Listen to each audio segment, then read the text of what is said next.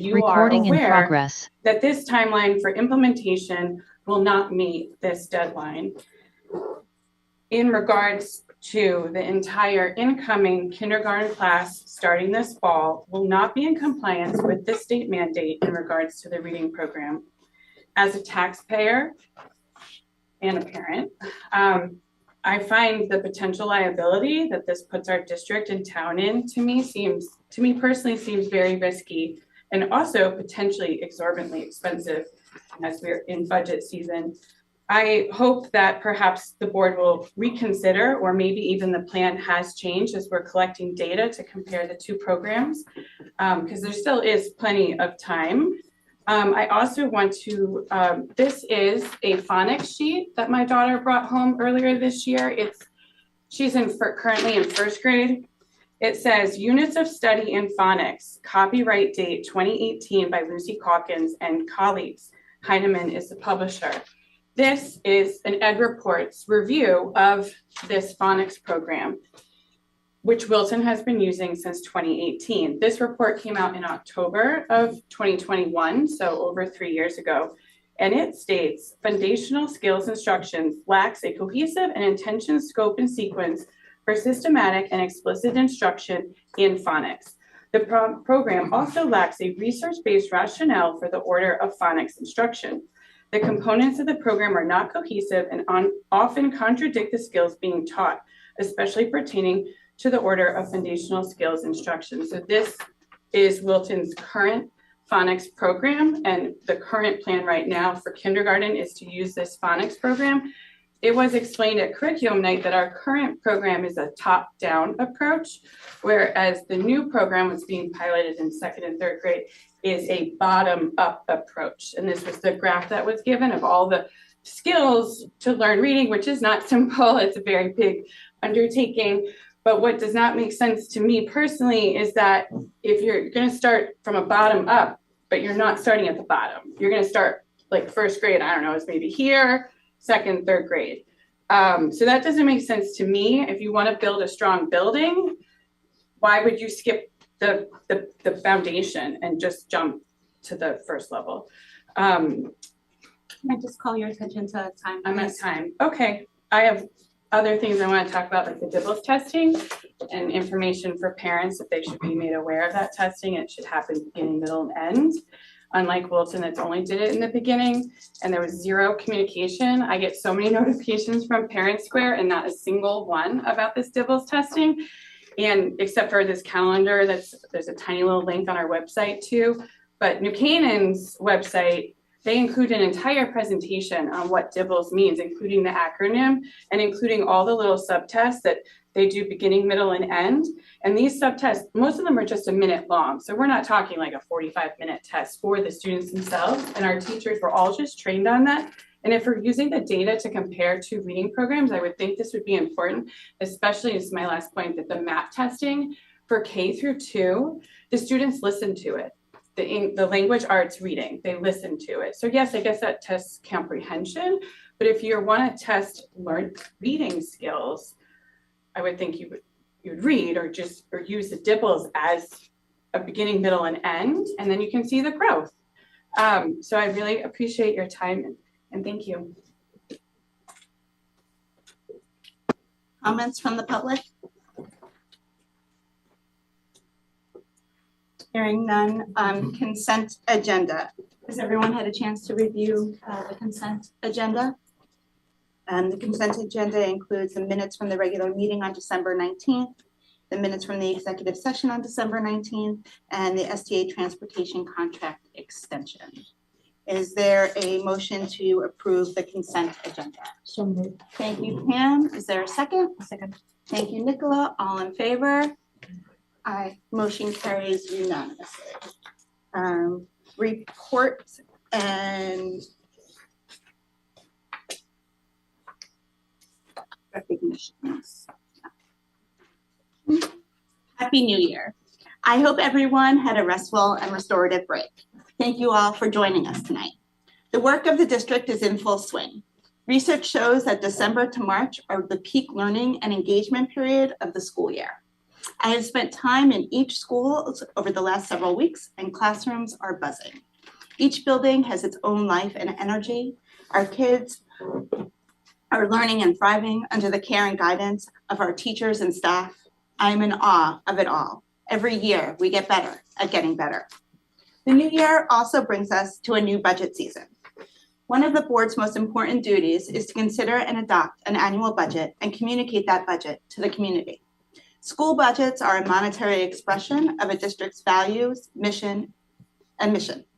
They provide for performance and opportunity. Tonight's budget process begins with Kevin's presentation of his 25-26 proposed budget. Budget workshops are scheduled by cost center as follows. On Thursday, January 16th for Miller Driscoll and Center Mill. Thursday, January 23rd for Middlebrook and Wilton High School and Athletics. Thursday, January 30th for Special Education, Services, District, and Technology. They will run from 6 p.m. to 8 p.m. here in the professional library. Budget deliberations will continue at the February 6th regular meeting. There will be a joint meeting with the Board of Finance on February 11th, and a budget vote is scheduled for the regular meeting on February 27th. Throughout the budget process, the board relies on stakeholder input. We invite and welcome public participation. The budget documents, including Kevin's presentation, the budget book, the class size report, and enrollment reports and projections, if not already available on the BOE website, will be posted in the coming days.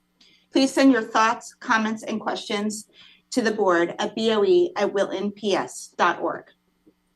The Board of Finance also has a regular meeting scheduled for February 14th and a special meeting for February 19th, and then a regular meeting on March 11th. The public hearing on the BOE budget is scheduled for March 17th. The Board of Finance has set its budget deliberation meeting dates for April 1st, 2nd, and 3rd as necessary. Bonding projects will be presented to the BOF at its regular meeting on April 8th. The deadline for the BOF to recommend a budget to the annual town meeting is April 15th. The fiscal year 25 annual town meeting is set for Tuesday, May 6th, with adjourned voting following the meeting, and then again on Saturday, May 10th. That's a lot. It's a lot of dates and a lot of information. All those dates and information will also be posted and available on the BOE website. I look forward to continuing the board's productive partnership with the entire Board of Finance and Chair Matt Raimondi. Last year, together, we successfully navigated a difficult budget environment. This year, without the reevaluation and bond rating reserve challenges and changes, we thankfully face a less challenging fiscal environment. However, we still have shared commitments to the pursuit of both education excellence and fiscal discipline. I look forward to a thoughtful and thorough process that demonstrates our shared commitments to the entire Wilton community. Thank you. I have no report because I've got a budget to present. Let's get to it. Everyone can put their life preservers on as we go swimming in all the details. Great. All right, so this budget presentation I've divided into 4 parts. The first part we'll talk about is the budget landscape. The second part are the budget priorities, both spending and saving priorities. And the third part is the nitty-gritty part, that's the budget details. And then the last part, the fourth part, which I'm really not going to go through any details, budget background information. I've prepared comments for the first 3, and then the other stuff is informational and contextual. I think if I was going to offer a theme for this budget and this budget presentation, I'd call it sustaining excellence, which has really been the couple of years we've had. And as you already know, and you'll be reminded again, the dollars do line up in service to our priorities. And we begin everything with a clicker that works. Sometimes doesn't. You can just hit me with a. Thanks. So we begin everything with our mission and our vision. Simply put, our goal is to provide an educational experience that gives students the skills necessary to help them succeed as they move into a dynamic, uncertain, and ever-changing world.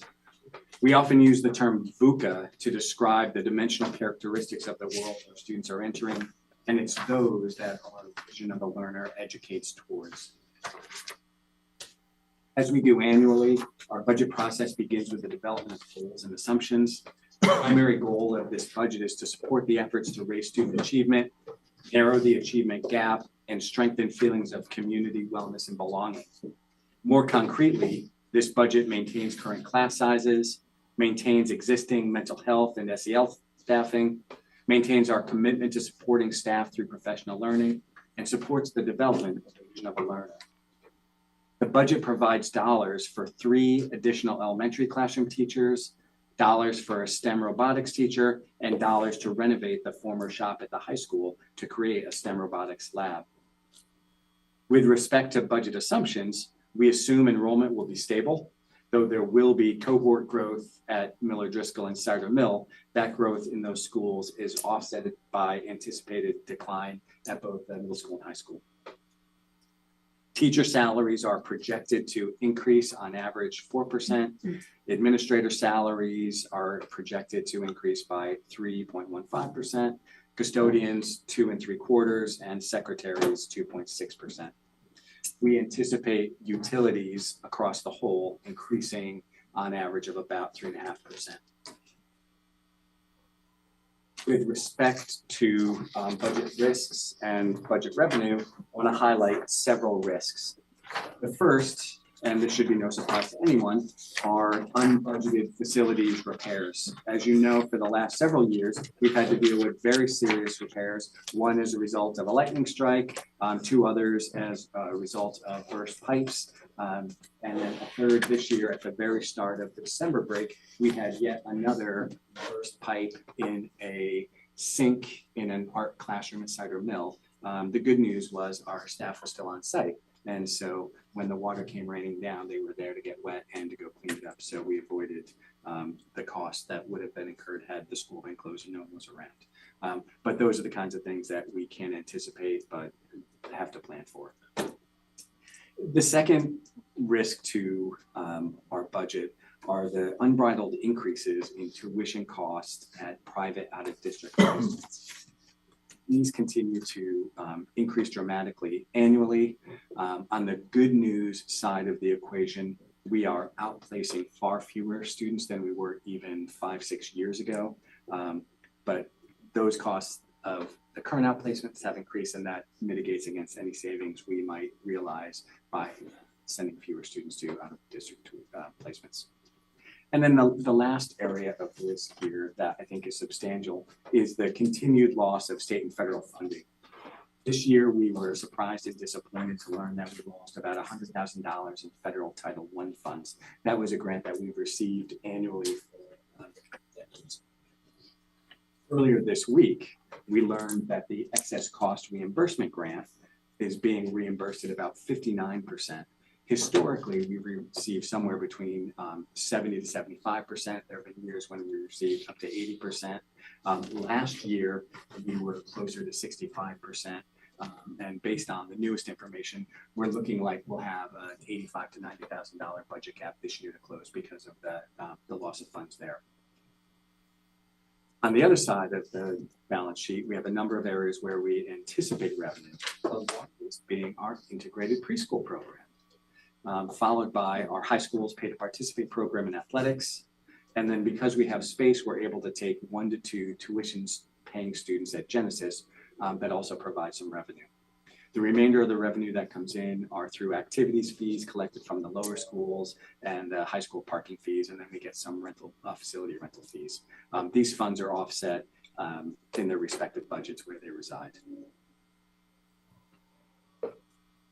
In considering the whole budget landscape, I wanted to take a moment and look at return on investment. Set that up, I wanted to focus in on per pupil spending. On this slide, we present 2 data sources. EdSite, which is the state database, which captures all kinds of data from every public school district in the state. And then the Bureau of Fiscal Services, which is a subsidiary of the State Department of Ed that is responsible for generating the per pupil costs that feed into excess cost reimbursement. The EdSite data is generally stale. It's usually 2 years behind. And then the Bureau of Fiscal Services data is fresh, so we have data from this year. In this current, most recent year, Wilton has the lowest per pupil expenditure in our district reference group. You'll notice we don't list Region 9 because it's not apples to apples. It's an two elementary districts plus a regional high school. But just for the record, so you know, the Easton per pupil is 24,430, Reading is 28,975, and then the high school, Full Barlow, is 29,594. And then also, just for the record, looking at per pupil spending across the entire state, Wilton ranks 53rd out of 164 per pupil spending. And so just think about that when we look at these next slides. And so just for all of you, these are my two favorites in the whole bit. The Wilton community continues to excel in its commitment to educational distinction, as evidenced by the outstanding achievements of our schools. In 2024, Niche.com ranked the district as the #3 best public school district in Connecticut and number 70 nationwide. Niche ranked the high school the 5th best high school in the state and ranked Middlebrook the 4th best middle school in Connecticut. Wilton High School students achieved the 2nd highest average SAT scores among public schools in the state, securing the #1 position in English and #3 in math and #1 in science on the NGSS assessment. Additionally, U.S. News and World Report ranked Wilton High School among the top 1% of high schools nationally, while Middlebrook School was recognized as the #4 middle school in the state and #1 in mathematics. On Connecticut's Next Generation Accountability System, which measures schools and districts across a number of measures, both Wilton High School and Middlebrook earned the #1 position, with Wilton Public Schools ranked #2 overall. Cider Mill School was honored as a Connecticut School of Distinction for the 2nd time in 3 years. And the district's academic success is further reflected in the 2024 Smarter Balanced Assessment results. Grade 8 was #1 in mathematics, #2 in English language arts, and #1 in science. Grade 7 was #2 in math and #5 in ELA. Grade 6 was #2 in math and #2 in ELA. Grade 4 was #7 in ELA. And then combined grades 3 through 8, their combined average was #3 in math and #5 in ELA.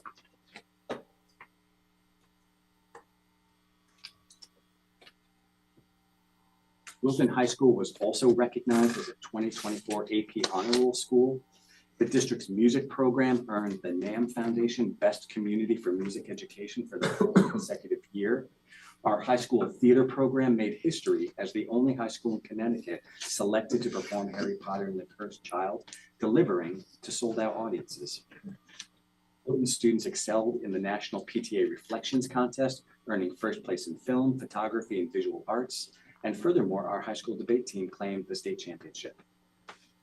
In athletics, Wilton students continue to compete at the highest levels. Our girls varsity lacrosse team has been consistently ranked among the top 25 nationally over the last 3 years.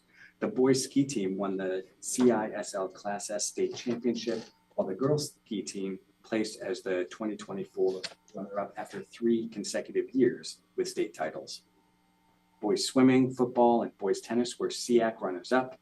And additionally, the football program received the statewide recognition with the Connecticut High School Coaches Association Coach of the Year and Assistant Coach of the Year awards.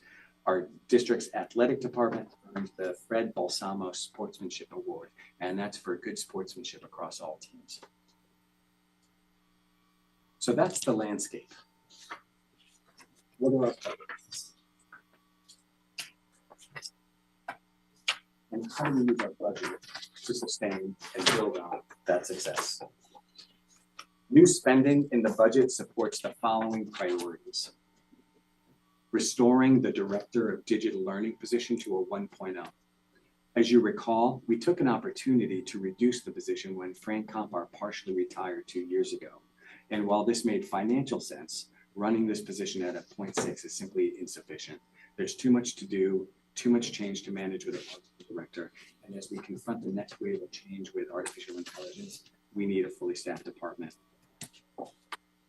Second priority is to introduce robotics at the high school. There are dollars carved out to hire a teacher and to renovate the space. We have dollars in our professional learning line to enhance and support the professional support for our staff. As you read through the budget, you'll see that the training and conferences is one of those lines where it's either holding flat or reducing. We're protecting class sizes. Enrollment forecast suggests that we'll need 1 new classroom teacher at Miller Driscoll and 2 at Cider Mill. And we're expanding other course offerings at the high school. With the introduction of Child Development 3, students will now have a 3-course pathway in that area of study. Following the recommendations from the STEM Review Committee, we've converted Introduction to Engineering and Principles of Engineering into semester-long courses. This will introduce greater flexibility to interested students as they build their course schedules. One of the questions we confront daily is how can we best manage escalating costs and continue to improve services in the most cost-effective way? Another budget priority is finding savings. For the last year, as you know, we've been studying transportation. From a budget lens, our in-district special education transportation line has been one that has grown pretty substantially in the last 5 years. Andre has talked to us over time about cost avoidance opportunities. When we created Genesis and Community Steps, we did so for the purpose of providing a better education at home to support some of our most vulnerable students.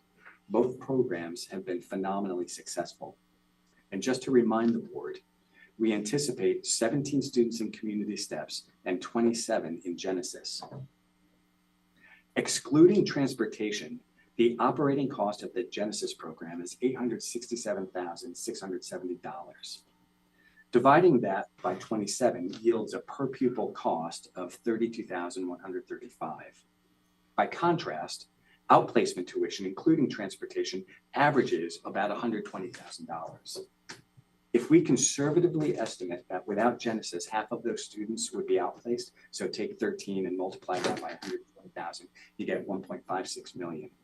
Comparatively, we're looking at cost avoidance in the amount of $1.14 million with that program in place. Similarly, Community Steps operating, including transportation, runs at $874,794. Anticipating 17 students, the per pupil cost there is $51,458. In the absence of that program, all of those students would be outplaced at an average cost of about $120,000. So given those numbers, our cost avoidance with that program is about 1.16. Recognizing that the cost of in-district transportation has increased both because of increased student participation and escalating costs pushed to us by the private transportation providers we use, we've been looking for more cost-effective alternatives. First, I want to shout out and say thank you to STA, our primary transportation provider.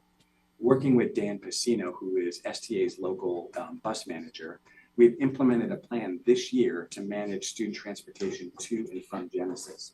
This plan is currently in place and is saving us approximately $1,000 a day. With respect to Community Steps, we're in the process of relocating the home base of that program downtown.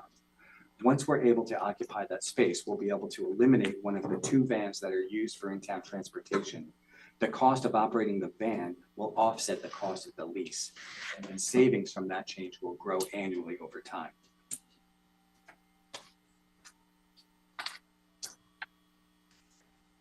The third plan to increase our cost avoidance is to purchase our own van and hire our own driver.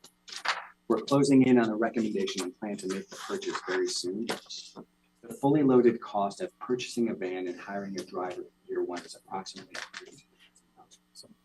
We'll consolidate 3 runs, which combined cost approximately $914 a day. If we begin in February, we'd wind up incurring an additional expense this year of about $26,000, but that will be more than offset by the Genesis savings. And then in next year and in following years, we approximate about a $20,000 annual savings in that change. A bonus included in this plan relates to athletics transportation. We can license some of our coaches of smaller teams, and they can transport their players, which would result in a cost reduction in the athletics transportation. And then looking forward, if all of that goes well, we would explore purchasing a second van that could then tackle some of the other out-of-district transportation funds that, as you can see, are incredibly costly. Part 2. And here's part 3. What's our number? Our budget recommendation for fiscal year 26 is a dollar amount of $96,968,334. This represents a 4% increase over this current year's spending and meets the Board of Finance unanimously adopted budget guidance. When you get to that number, good work. That's kind of a miracle. You'll recall our early forecast was closer to 6%. We carefully reviewed all requests, and as we do annually, we prioritize. Some of the requests that we reduced include materials for security. All of those items are being covered by 2 security grants. One is a reimbursement grant that we should get back anytime, and the second is coming through technology. We reduced some other lines, including library books, digital resources, some supplies, and lines of contracted services. We deferred some requests for added staffing, including a dean at the high school, an additional special educator at Cider Mill, an additional maintenance staff person, a humanities coach at Middlebrook, an LLC paraprofessional also at Middlebrook. There were other items that we folded into the current operating budget, and then there were the new items that I've reviewed already.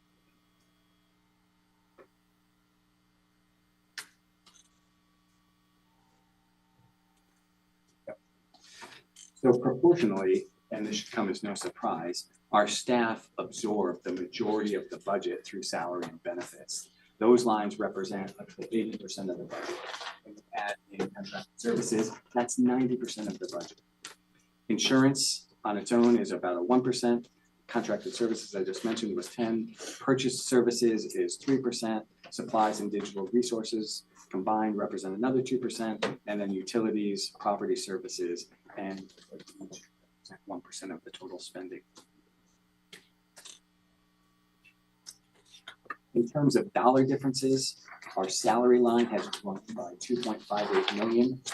Benefits are up by 850,000, and liability insurance is up by just under 1,000. Our contracted services line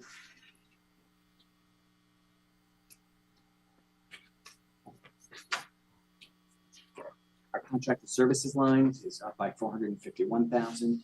This is driven by an increase in the technology lease line, increases to facilities maintenance contracts. There's 21,000 in that line set aside to implement a program called ClearGov, which is also planned for use by the town.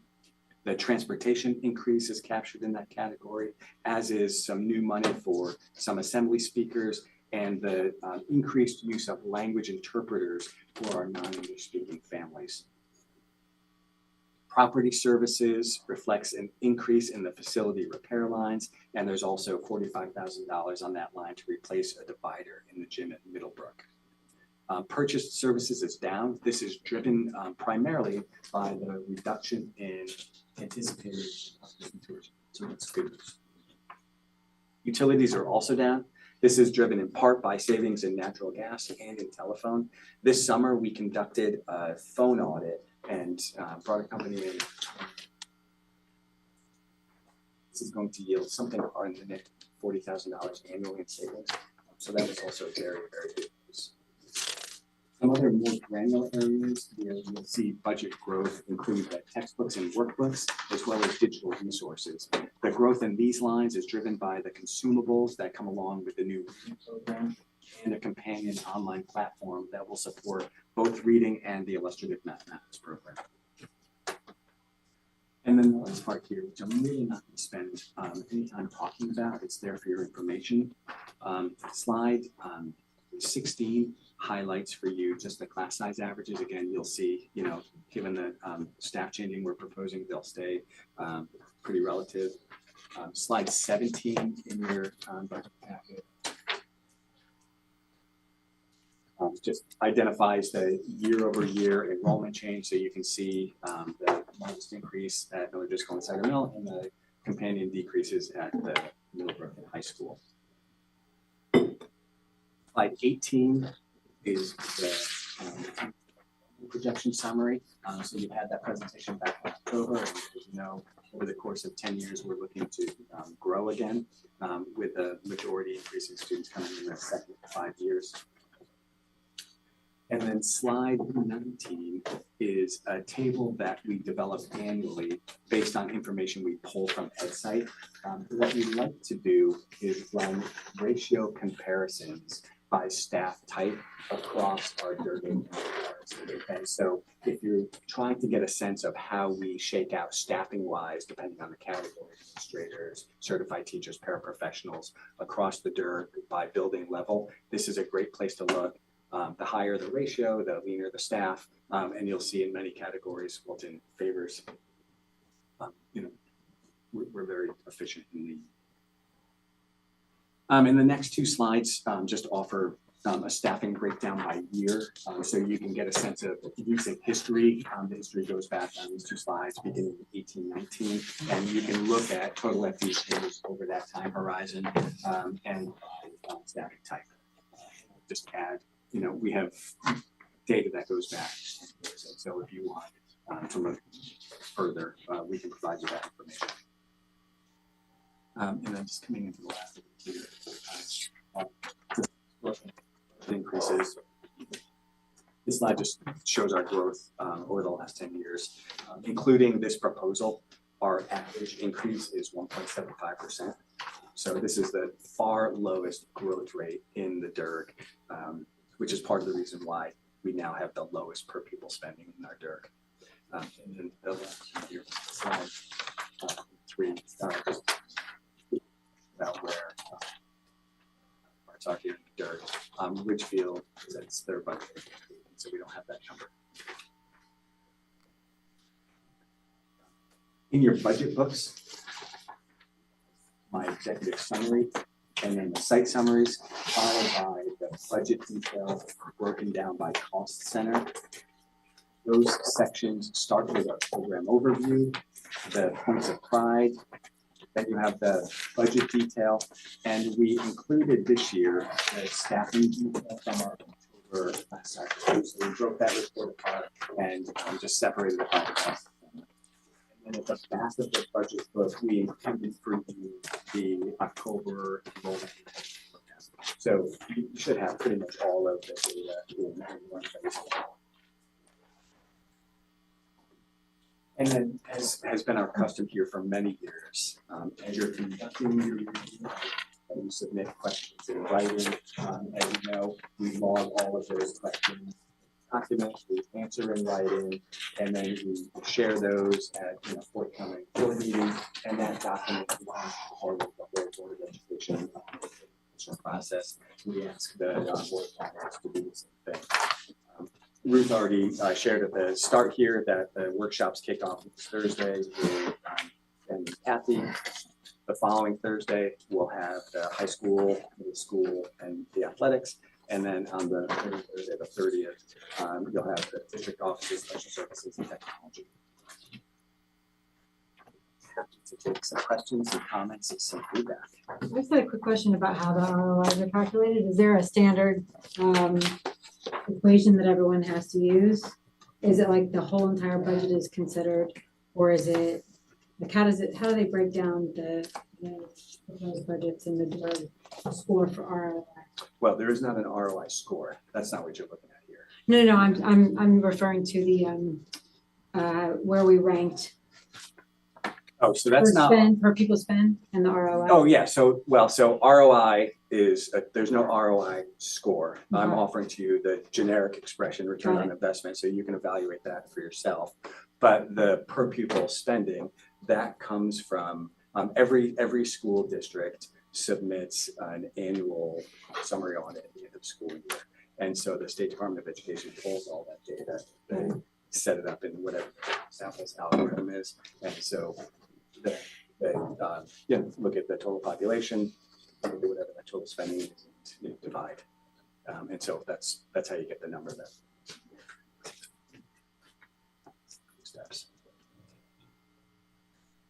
Yeah, and if you look over years, I mentioned before, insight numbers are generally a couple of years behind, but just historically, Ridgefield has been had the lowest spending in the DIRG, probably up until this year. And so it leapfrogged over us, and again, that's driven in part for them by enrollment decline, but also the annual budget increases. Their growth has been almost double what ours has been in the same time horizon, as have most.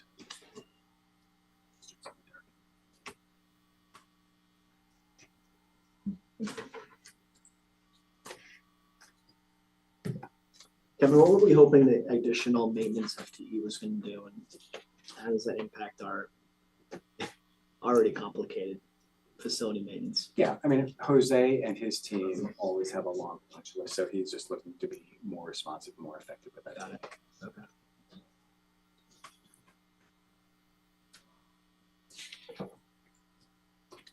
I just want to thank you and the staff because you present here, but I know this really starts in October. And I know given we are a people business and the majority of our money goes into our people and our teachers and our staff.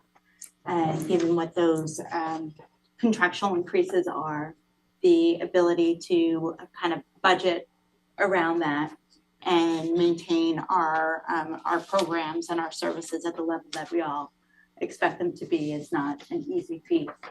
And I think when we talk about every year kind of getting better, we're also getting better at finding efficiencies and looking in creative ways, such as the transportation proposal for this year, recognizing what those costs are doing and the effect that they have on our budget. But also I think getting to a place where we're working to kind of streamline our increases and be efficient about them. So it allows us to focus more on our programs and less on our daily budget needs, and it allows us to level set community expectations. So I think that over the last 2-3 years, we really have taken strides in that respect. And so I just want to thank you and your staff for getting us here. This is a lot, so I don't, and it's our first kind of go around and look at it, but I'm sure from a town perspective also kind of taking into account how much we value education and also how much we need to be respectful of what our tax environment is and what it has been over the last year. And I think that, that play on that word value is really kind of encouraging to me, because I think we're providing value but dollars wise, but we're also providing an education that's world-class. And you see what's going on and what our kids are doing and achieving, and it's really remarkable. I think so. Yeah.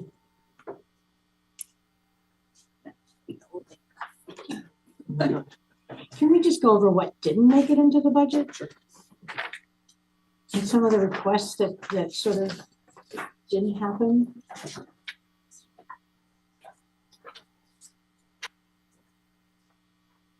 You have specific questions, or you want to just? So there were deferred requests. There were reduced requests. Right, so the way the process works, so each of the cost center places come together, put together a proposal. And so, some of the things like library books, right? That's not to suggest there's not a line for library books. What it suggests is we're not matching the budget line to the request, that we've taken some out of it. And, as part of that, and again, I'm not picking on library books at all, but we're trying to meet competing demands. We want to provide service. We want to make sure everyone's got the materials they need. We want to keep our collection, getting, more current over time as we continue to read. And we want to try to meet a budget bottom line. And, I took the Board of Finance very seriously. They unanimously adopted a 4% guidance number, and we felt very serious, like we need to try to do that if we were to, as we And you did. all of these needs. And so, some things this had to clearly give. shows a ton of work. Yeah, and so I think you look at, where did we pare down? Those are the areas where we pare down. And then I spent some time with the administrative staff earlier this year as we were building budgets and really wanting to listen to what the FTE needs were, and then through conversation and dialogue prioritize them. And so and that's in part why I'm calling these not eliminated requests but deferred requests.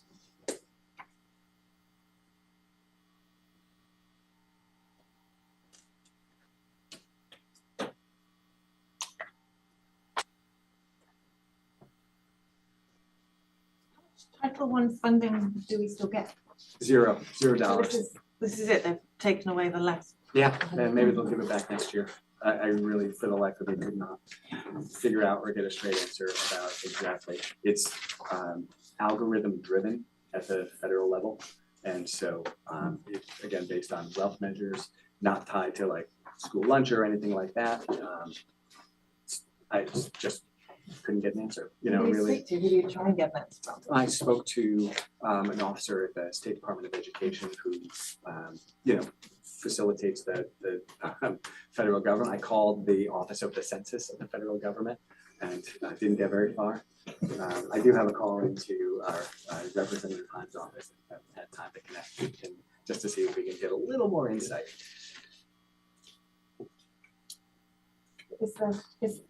Does the state of Connecticut decide who No. gets? It's a pass through. It's really driven at in an office within the Office of the Census. It's been a couple months since I looked at it, so the name of the office escapes me. But yeah, no, in this case, I can't blame the state of Connecticut. And the We reason. can for the drop to 59% in That I the, can. the excess cost Yeah. reimbursement, but. Yeah, there's a Yeah. superintendents across the state are losing their minds this week because, you know, I think philosophically, the state has an obligation to fund special education, right? Statutorily, they have an obligation to fund special education. In this case, when the state budget was set 2 years ago, I don't know the details of why, the State Department of Education misforecast the amount of the cost of special education. And so the legislature did at the time add money to the total pool, but it was still like a $70 million shortfall. And so that became apparent. You'll remember last year we froze the budget because of that reason. And so the reimbursement rate went from, I think, you know, about 75% in 23 or 24 to 65% last year. We had to freeze the budget to meet that gap. We adjusted our own budget here thinking we would get, you know, somewhere in the 60 to 65% range, you know, and, you know, we're looking at We need the governor to we need increase the the size the of the legislature. Yeah, so I'm working on a recommendation. I reached out to all of my colleagues here in the Southern Fairfield, and so we're going to draft a letter jointly, and we're going to make there are three things that have our hair on fire at the moment. One is the immediate excess cost, because that's an impact today. The second recommendation is a proposal for this next biennium budget. They're just starting to work on that now. So we'd like them to honor their commitment and fully fund it and lower the threshold from 4.5 because of, you know, and it's every district in our district reference group, and then the other, you know, whatever, 44 or so that spend more than we do. It's a higher threshold, you know, for the kids in that district to get to that excess cost reimbursement. And so, you know, as budgets increase and excess costs are fully funded, more and more kids, you know, kind of miss out on the threshold for reimbursement. So, you know, the proposal we're going to make is that the threshold gets dropped to 3x instead of 4.5. And for us, that would be, you know, somewhere around an additional $350,000 in revenue because we'd have more kids that would then meet the threshold. And then the third one, which I will not get into tonight because it's just absolutely maddening. Again, the legislature last year, I amended the paid sick leave law. Municipalities and school districts have swept into that, but there's all kinds of unintended consequences for us. And so there is an additional cost burden that we shouldn't have to bear. And so that needs to be fixed. So in this letter that we'll draft and everybody will sign, you know, hope we can get some traction.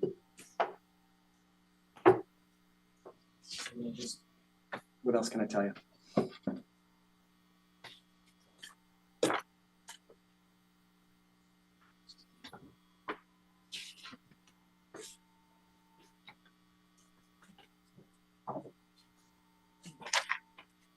So I guess in the, my question is just under the new requests and the deferred requests, are those listed in terms of priority?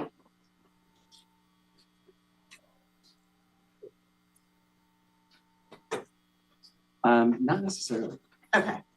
So maybe it's Definitely not. definitely not. Okay. Presentation, no. So I think I would be interested moving forward just to kind of see in terms of in-out priority. Okay, so I'll prepare that for the workshops. Thank you. Just need time. Yes. When you have Trying to give you an extra hour tonight so you can go home and Can't wait to heat up some snuggle up tea on and dive in. You got the reading glasses. Well, yeah, like I definitely gotta have a reading glasses on. Whoa. Kevin, with the enrollment changes between Miller Driscoll and Cider Mill, which are obviously substantial, so we want to add FTE there. Similar reductions, not maybe to the extent of Cider Mill at Middlebrook and High School. Is there any flexibility? Are we able to move into a building at all? Not at the high school, or not at the middle school, right? The team model and just the staff application is not that sensitive to enrollment. At the high school is the most sensitive because they staff to the section. Right. And so there may be some play there. And so interestingly, you'll see if you're counting FTEs I added money for the robotics teacher, but I didn't increase the FTE because as these guys come through their scheduling this year, later in the spring, it may materialize where they have play in the FTE and they can pick that up because of sectioning and the decline. But it's also I think it was like 27 kids, so that's not so dramatic. Where generally whatever spread across 80 sections. Right. Okay. So you wouldn't necessarily see a straight FTE reduction. Also with certifications, it's different too. So to play in between the buildings. Yeah, you'll see if you look at the high school FTE and the history chart, you'll see it's demand driven. So you'll see annually fluctuations across departments. Some places 5.2 down by 0.4. And space-wise, it's fine. At Cider Mill, there's no need for extra. I mean, we have classrooms. I think over time as we've gotten smaller, we've just repurposed them. And so you have interventionists, coaches, special educators in the rooms, and so I mean there's space. I mean things if the numbers bear out over the next 10 years, it's going to get uncomfortable, right? You're gonna have people in closets and on carts. No, I went to school in a trailer because my school was so overcrowded. Yeah. I have to, it's a little premature to kind of go do that, but I don't think we're quite there unless something. That's a problem that raises a whole different set of questions. It does. They were at one point. Do you have any breakout of how the new developments in Wilton are going to affect our enrollment? In that, at the back of your book in the enrollment forecast, there are a couple of slides that break that out. And you'll see there are kind of approved open housing developments and planned, and then I think proposed but not approved. And so you can see the potential impact. I think the last time we looked at it, it was, at least with the new Riverside apartments, it was tracking a little bit lower than, It was. but That's right. as, a little bit lower than as 22. expected. Yeah. 20 or 21? Mhm. Yeah.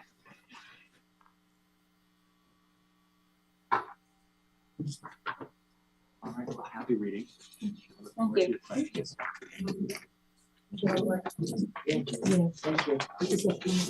thank you. Yes, Lila, everybody. Yes.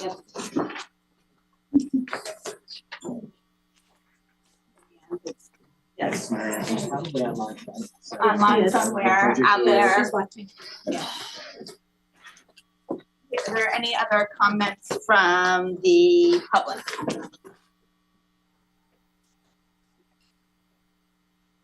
Everyone, my name is Matt Raimondi. I reside at 405 Belton Hill Road. I am WHS class of 2008. And I am the chair of the Board of Finance. I want to speak tonight on behalf of the Board of Finance and just say thank you for all the hard work that went into the budget, and also for the compliments that Dr. Smith and Ruth paid I prioritize and feel very good about the relationship that our two boards have, and the level of collaboration between both boards, but also between myself and Dr. Smith and Ruth. And I can't promise that the Board of Finance won't ask a lot of questions. I know the Board of Ed will, but I'm looking forward to working together. And I do want to say that it's been a good ride so far. So thank you. Thanks, Matt. Any other comments from the public? Hearing none, I invite everybody to cozy up with their board books at home. And it's 7:53 and meeting is adjourned.